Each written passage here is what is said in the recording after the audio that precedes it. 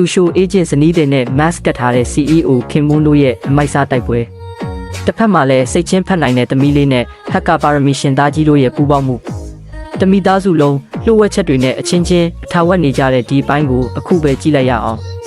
သူမဟာ CEO ရဲ့ဦးလေးဖြစ်သူရဲ့ရာဇဝတ်မှုတက်သေးတွေကိုရှာဖို့အတွက်လှုပ်ဝက်ခန်းကိုဖွင့်ဖို့စူးစမ်းနေပါတယ်ဒါပေမဲ့ password ကခက်ခဲလွန်းလို့တိုင်ပတ်နေစင်ပါပဲစိတ်ချင်းဖက်နိုင်တဲ့သမီးလေးကဘိုင်းနာချင်းအောင်ဆောင်ပေးတယ်လို့စိတ်ပူလို့လိုက်လာတဲ့သားကြီးကလည်းစနစ်ကိုအဝေးကနေ hack ပြီးတကားဖွင့်ပေးလိုက်ပါတယ်သူမကတော့ငါအရေးချင်းတွေတက်လာတာပဲဆိုပြီးဝမ်းသာအားရနဲ့အခန်းထဲဝင်သွားခဲ့တာပါဒါပေမဲ့အခန်းထဲမှာ mask တက်ထားတဲ့အခြားလူတစ်ယောက်ရှိနေပါတယ်သူမကမိမိရဲ့အထက်လူကြီးဆေးလွတ်လိုက်တဲ့ agent အောက်မေ့ပြီးလှုပ်ဝက်ကုန်းနဲ့စမ်းတက်ပေမဲ့အဖြေကမှားနေပါတယ်တစ်ဖက်လူကအကွက်ကြကြတိုက်ခိုက်ပြီးသူမကိုဖမ်းချုပ်လိုက်တဲ့အခါမှာတော့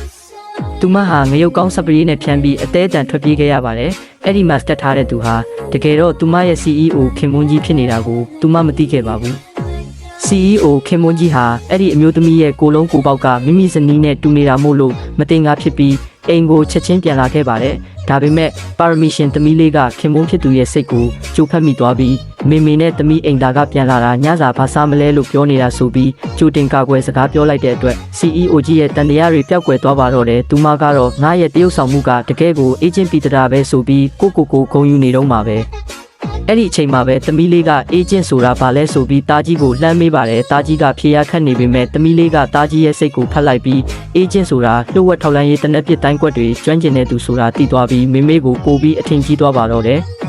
တာကြီးကလည်းသူ့ညီမလေးမှာစိတ်ချင်းဖက်နိုင်တဲ့စွမ်းအားရှိနေတာကိုရိပ်မိသွားပါတယ်ဒါပေမဲ့ညီမလေးကမေမေသိရင်သမီးကိုမိဘမဲ့ကေဟာပြန်ပို့လိုက်မယ်လှုပ်ဝက်ပေးပါလို့တောင်းပန်တဲ့အတွက်တာကြီးကကာကွယ်ပေးဖို့ဆုံးဖြတ်လိုက်ပါတယ်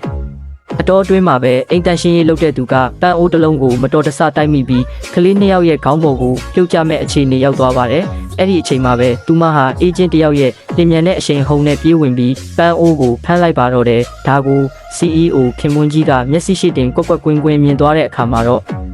ကဲ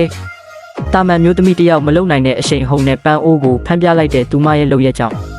CEO ခင်မွန်းကြီးကရိပ်မိသွားမလားလှုပ်ဝက်ချက်တွေအပြန်အလှန်ပိတ်ထားကြတဲ့ဒီမိသားစုရဲ့ကစားပွဲကဘယ်လိုဆက်ဖြစ်မလဲဆိုတာဖော်လေးမှာဆက်လက်ကြည့်ရှုဖို့အတွက် Arden Burns Recap ကိုအခုပဲ follow လုပ်ထားလိုက်ပါအပိုင်းလေးကိုအမြန်ကြည့်ချင်ရင် comment မှာဖော်လေးလို့ရေးခဲ့ပေးပါဦး